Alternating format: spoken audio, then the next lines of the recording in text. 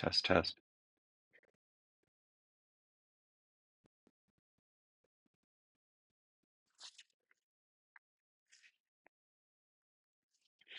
Okay, welcome back. We are on A Course in Miracles workbook lesson number 136. Sickness is a defense against the truth. It says, no one can heal unless he understands what purpose sickness seems to serve. For then he understands as well its purpose has no meaning. Being causeless and without a meaning, being causeless and without a meaningful intent of any kind, it cannot be at all. When this is seen, healing is automatic. It dispels this meaningless illusion by the same approach that carries all of them to truth and merely leaves them there to disappear. So, sickness equals separation. The belief in separation is a sick thought. And the more we subscribe to the idea of separation, the more specialness we perceive in ourselves, and specialness begets guilt, and guilt demands punishment. And this is all coming from the mind, not from the brain, but from the ego mind. And that has all kinds of various effects on the body. Hardly a day goes by when we don't discover some new form of sickness and have some new name for it, new psychological or physical or mental ailments. Just kind of keep coming on. It's the, we could say it's the ego's version of creativity, new ways to maintain separation. And this opening paragraph is basically saying, like all ego thoughts, they are not real. They don't exist. And if we can bring that idea to the surface, regardless of the condition of the body, the effects are dispelled. And that's how we get spontaneous healings. You can read about those. All kinds of spontaneous healing possibility exists. In paragraph 2, it says, sickness is not an accident. Like all defenses, it is an insane device for self-deception. I want to deceive myself. I'm going to make myself sick. I'm going to make myself a separate self. So, we really have to watch the mind here, because the ego mind will jump all over this and say, no, wait a minute. I didn't ask to be sick. How dare you ask me to take responsibility for my sickness? Okay, but that's the very gentle process that we're being asked to do, is to look at it from a different perspective. Like all defenses, it is an insane device for self-deception. And like all the rest, its purpose is to hide reality, attack it, change it, render it inept, distort it, twist it, or reduce it to a little pile of unassembled parts. The aim of all defenses is to keep the truth from being whole. The parts are seen as if each one were whole within itself. Now, the quantum physicist will tell us nothing stands on its own. No, the body doesn't stand on its own. Your house doesn't stand on its own. Your car, nothing stands on its own.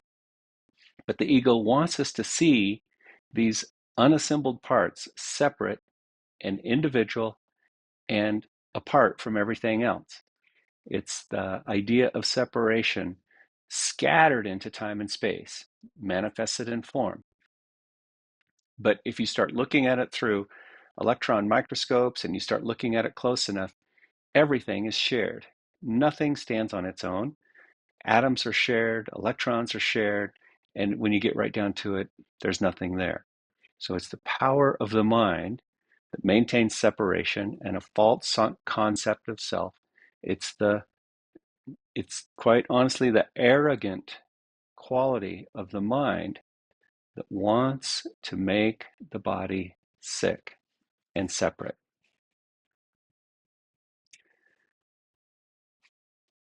No, sickness is a defense against the truth. Defenses are not unintentional, nor are they made without awareness. They are secret, magic wands you wave when truth appears to threaten what you would believe. They seem to be unconscious, but because of the rapidity with which you choose to use them, they seem to be unconscious, but because of the rapidity with which you choose to use them. In that second, even less, in which the choice is made, you recognize exactly what you would attempt to do, and then proceed to think that it is done. It's just the deep subconscious or unconscious thought of continually reinforcing the idea of a separate self. Who but yourself evaluates a threat, decides its escape is necessary, and sets up a series of defenses to reduce the threat that has been judged as real? All this cannot be done unconsciously, but afterwards, your plan requires that you must forget you made it. So it seems to be external to your own intent, a happening beyond your state of mind, an outcome with a, quote, real effect on you, instead of one affected by yourself.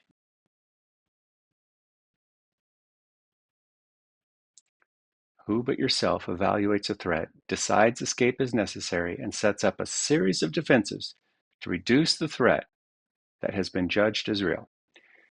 Yeah, that's the arrogant, separate self in action, deciding moment by moment that there's something that it must defend itself against. This is really the secret dream. This is the secret hidden dream that's being really called up here in this very poignant lesson. This one goes deep. It is this quick forgetting of the part you play in making your, quote, reality that makes defenses seem to be beyond your own control. Our defenses are so quick, so unconscious that they seem to be outside of our control. But what you have forgot can be remembered. Given willingness to reconsider the decision, which is doubly shielded by oblivion. Your not remembering is but the sign that this decision still remains in force, as far as your desires are concerned. Mistake not this fact. Defenses must make facts unrecognizable. They aim at doing this, and it is this they do.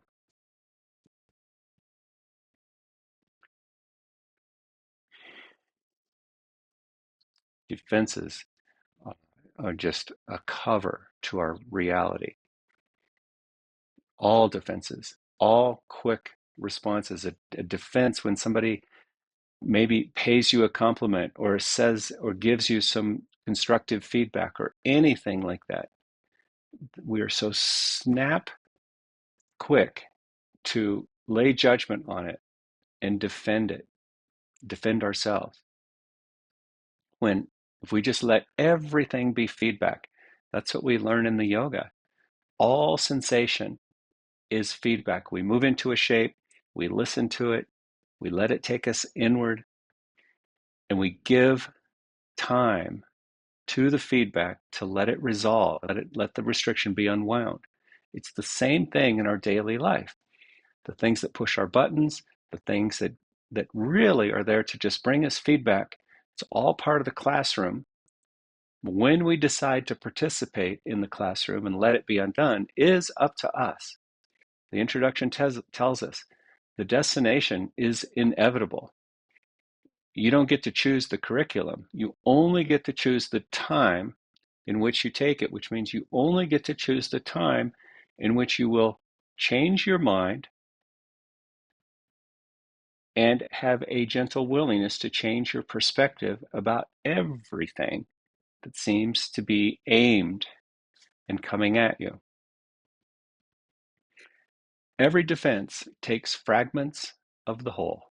See, we don't see the big picture. We react to the little tiny fragments and parts. Every defense takes fragments of the whole, assembles them without regard to all their true relationships, and thus constructs illusions of a whole that is not there. Okay, this is the daily news. This is turn on the TV, and this is what's going on. You have talking heads referencing parts from their own perspective and assembling the parts in a way and calling it the news. Whether it's quote unquote factual or not, all news is false news, because no matter how accurate the news is, this is what happens. The stock market is a great example. You have, in any given day, you'll have thousands, tens of thousands of comments on why the stock market did this or that, or why a certain stock did this or that. They're just pulling little parts, little teeny tiny fragments, and laying down a seeming cause for what's going on. This is the arrogance of the ego in action. It is this process that imposes threat and not whatever outcome may result. When parts are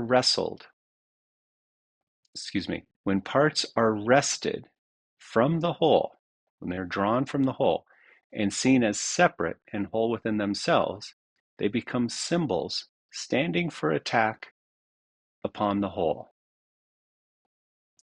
successful in effect and never to be seen as whole again. It's a dissection. It's the dissection process. It's what science has aimed to do for centuries now, is to take the whole and dissect it into parts. And the whole quantum world now is basically showing us that has been really a pretty faulty way to look at things.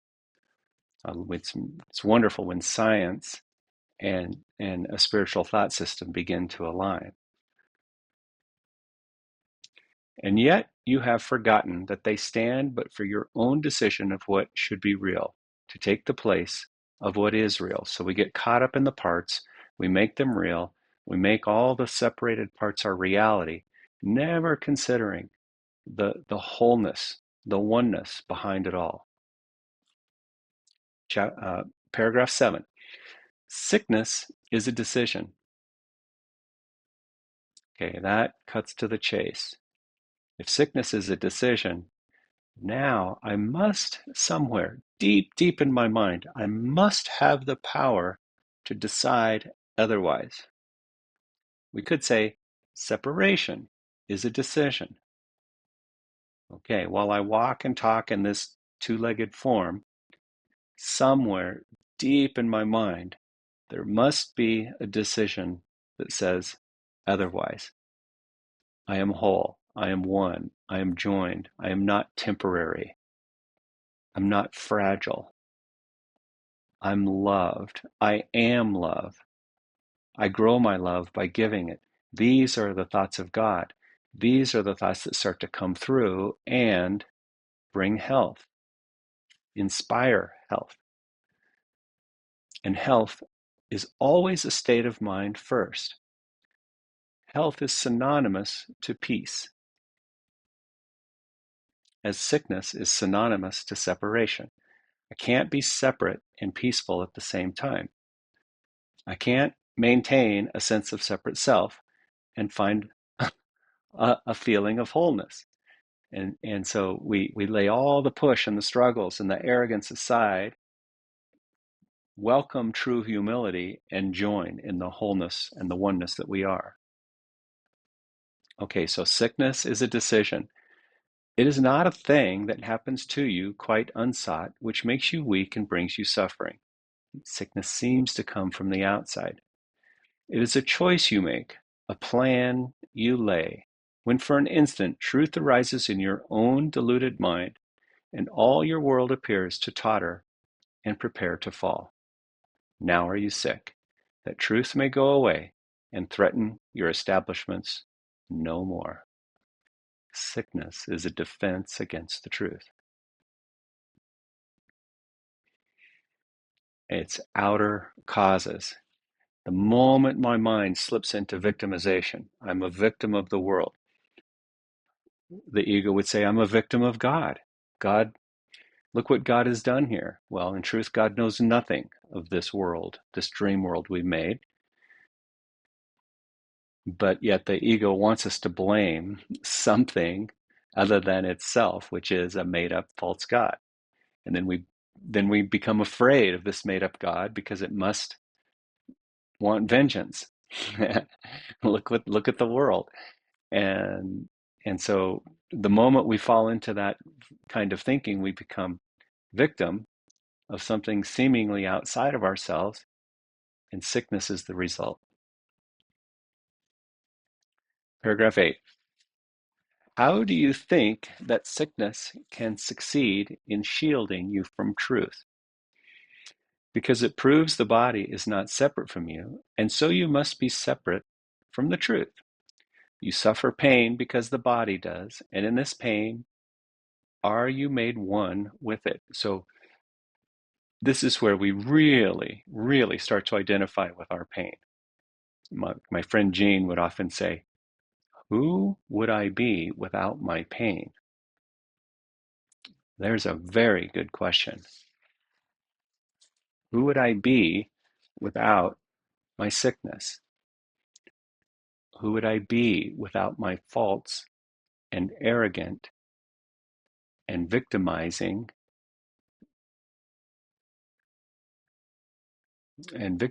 thoughts?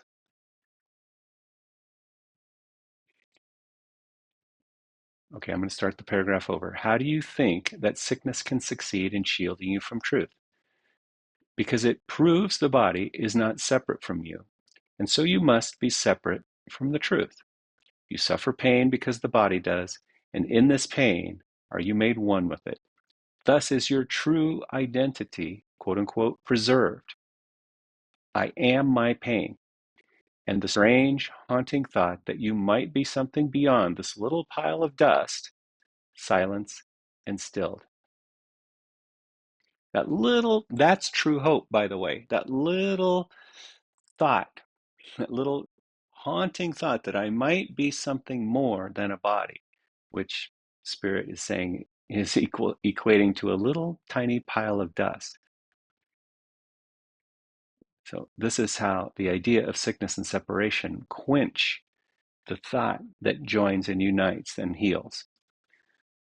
For see, this dust can make you suffer, twist your limbs and stop your heart, commanding you to die and cease to be.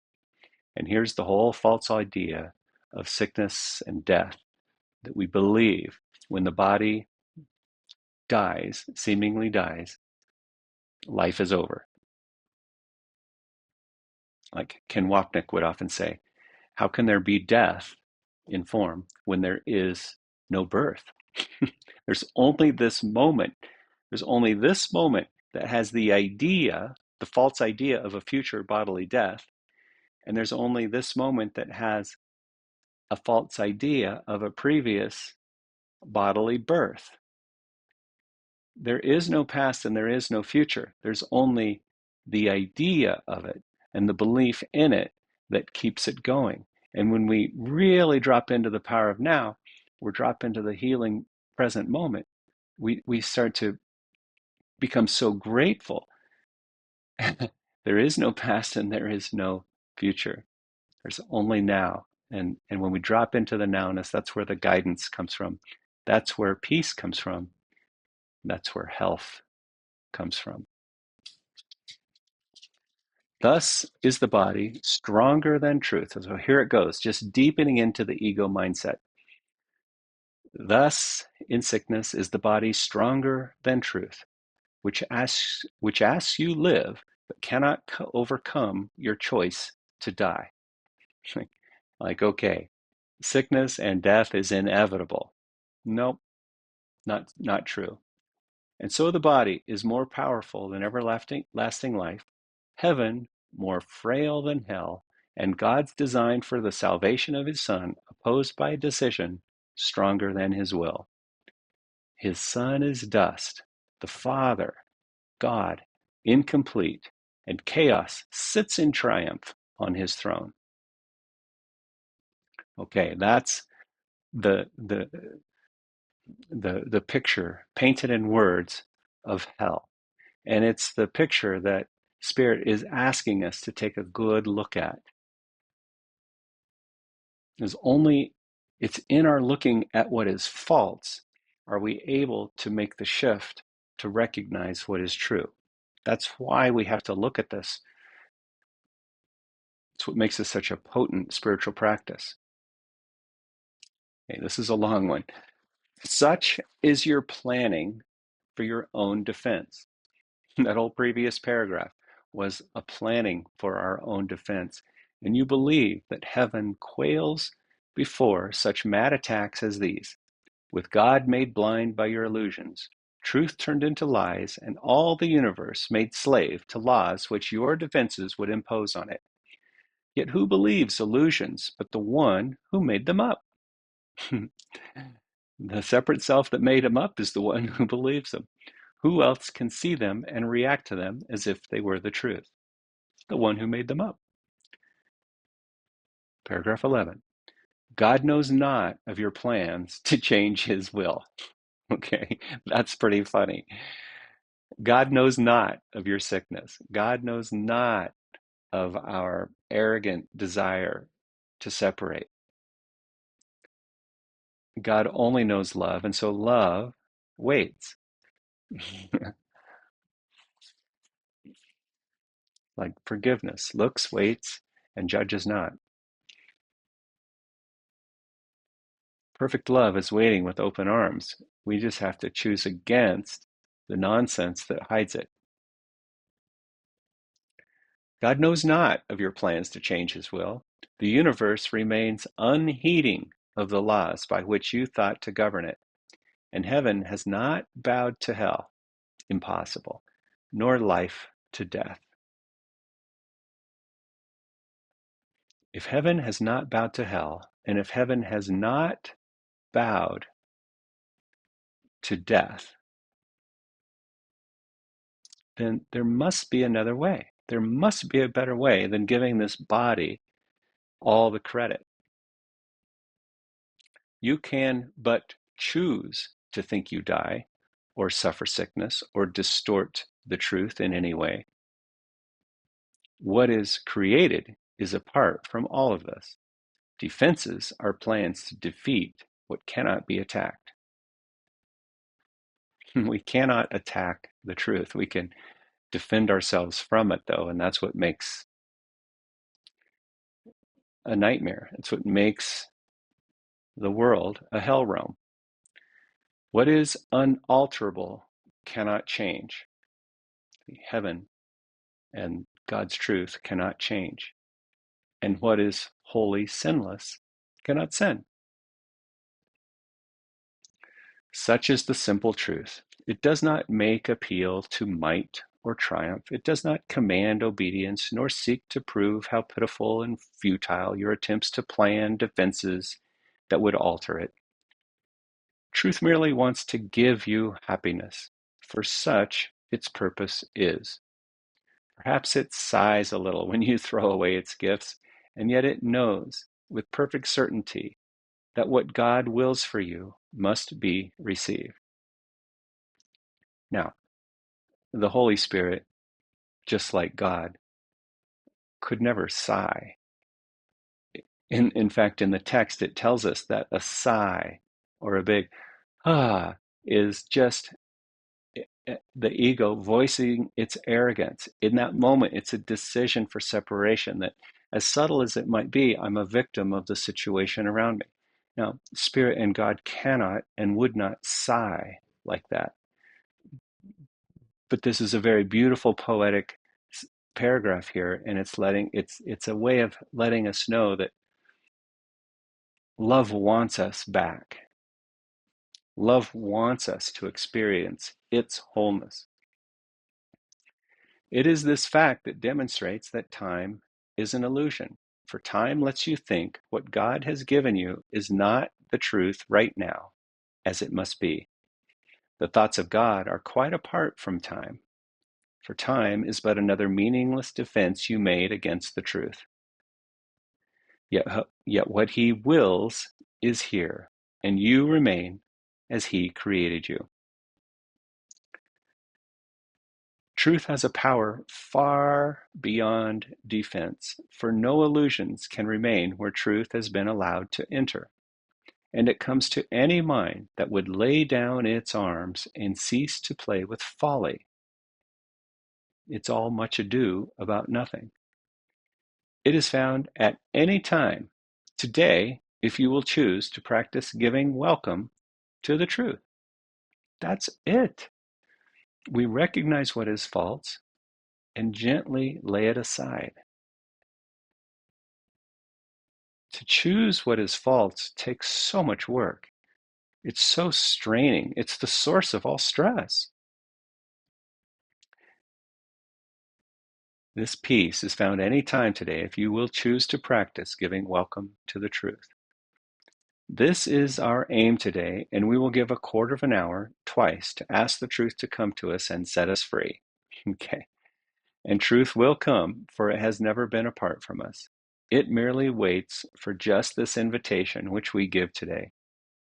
We introduce it with a healing prayer to help us rise above defensiveness and let truth be as it has always been. And here's the prayer. Sickness is a defense against the truth. I will accept the truth of what I am and let my mind be wholly healed today. Healing will flash across your open mind as peace and truth arise to take the place of war and vain imaginings. There will be no dark corners sickness can conceal. No dark corners of our mind that sickness can conceal and keep defended from the light of truth. There will be no dim figures from your dreams, nor their obscure and meaningless pursuits with double purposes insanely sought remaining in your mind.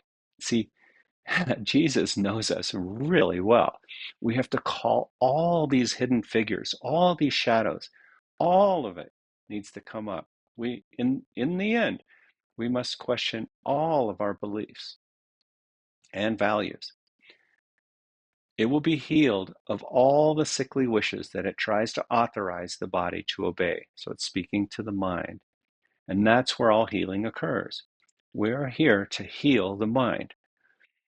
My body may have some aches and pains. My body may have wounds. I may be dealing with some sort of disease or something like that. It matters not. All healing occurs at the level of the mind. So I must go there first. Doctors and whatever, all kinds of people can help with healing the body. And doesn't mean we need to stop doing things to care for the body. It just means that we never stop going for the source.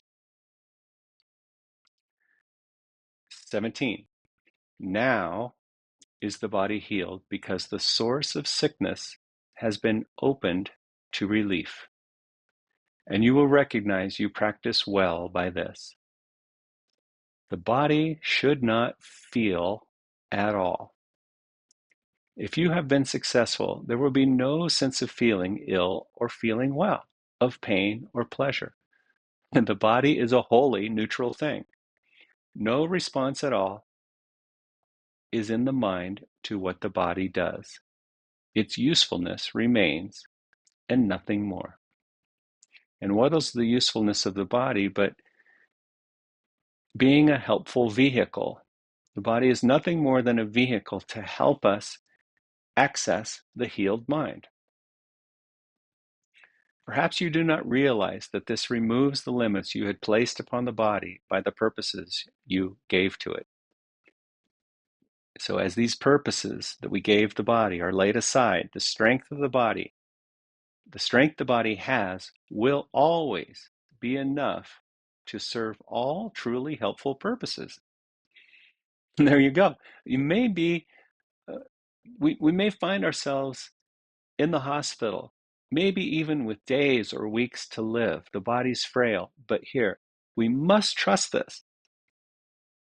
As these false ideas about the body are laid aside, the strength the body has will always be enough to serve all truly useful purposes. How do I know I'm not in the hospital, in that bed, in that moment, after it, however long my lifetime was? Everything about that moment has been perfectly orchestrated for me to join, to forgive, and heal, and be a demonstration perfectly orchestrated for those around me. Maybe it's the doctor, maybe it's a nurse, maybe it's family members or friends who are there to witness this demonstration of healing in the mind in spite of how the body presents. Super powerful. The body's health is fully guaranteed because it is not limited by time, by weather or fatigue, by food and drink, or any laws that you made it serve. We're jumping past all these worldly things to the healing power of the mind. You need do nothing now to make it well, for sickness has become impossible. Powerful and beautiful.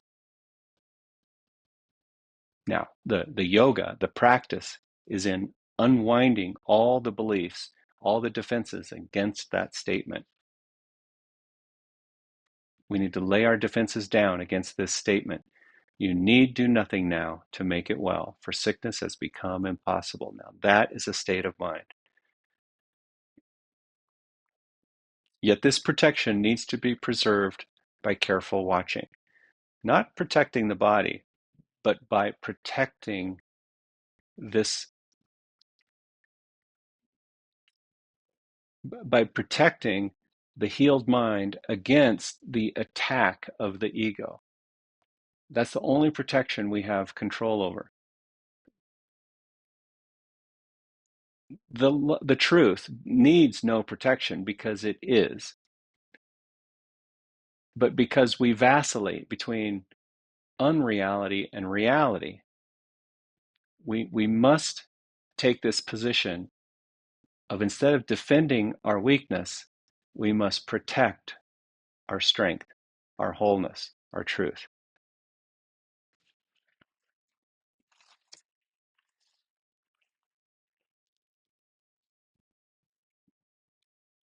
Yet this protection needs to be preserved by careful watching. If you let your mind harbor attack thoughts, yield to judgment, or make plans against uncertainties to come, you have again misplaced yourself and made a bodily identity which will attack the body.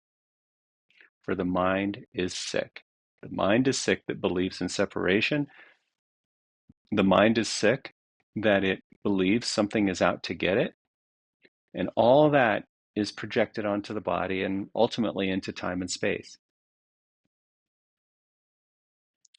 Give instant remedy should this occur by not allowing your defensiveness to hurt you longer. Do not be confused about what must be healed, but tell yourself, here's the prayer, I have forgotten what I really am, for I mistook my body for myself. Sickness is a defense against the truth, but I am not a body, and my mind cannot attack, so I cannot be sick. The mind can have attack thoughts, but it cannot attack. The forgetting of our reality and mistaking ourselves as separate individual bodies is sickness. Sickness is a defense against the truth.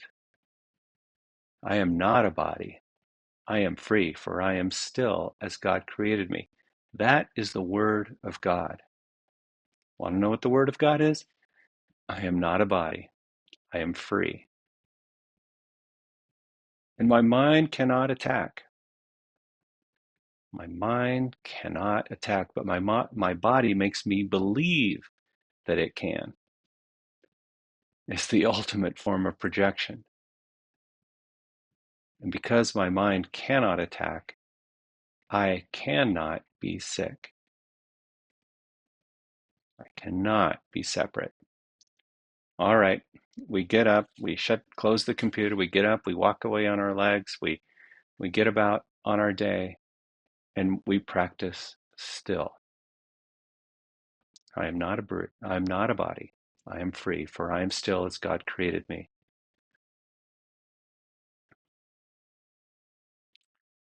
Okay, that's a potent one. Lesson number 136.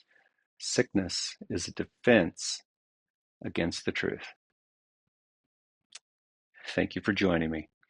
Namaste.